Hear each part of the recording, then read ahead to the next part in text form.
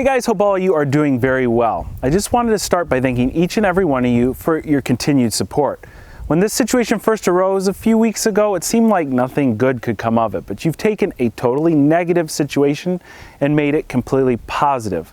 By sharing this story the amount that you did, it made it on the front page of Reddit. Most recently, a reporter from a local news station came here to do a story on it. A Tampa YouTube personality says he's being threatened by a Domino's franchise after buying a wrecked Domino's delivery car.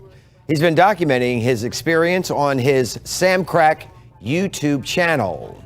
They didn't want me to have a DXP car, so I made sure I got 2 DXP cars.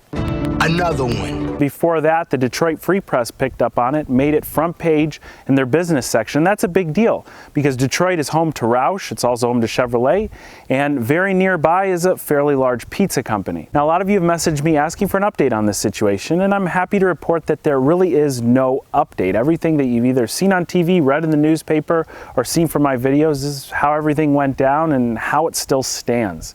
There's been no response from any other parties involved. Now, while I don't know what might happen tomorrow or in the near future, I do want to shift our focus back to the cars of the channel. I want to find out whether our Jaguar is going to make 500 horsepower and do it under $5,000. I want to finish the C6 Corvette rebuild, and then I want to focus on a new and exciting rebuild project, one that I honestly haven't purchased yet, but I've been doing a lot of looking. And if you're maybe interested in something specific, let me know in the comment section below. Of course, if something does occur, you guys will be the first to know.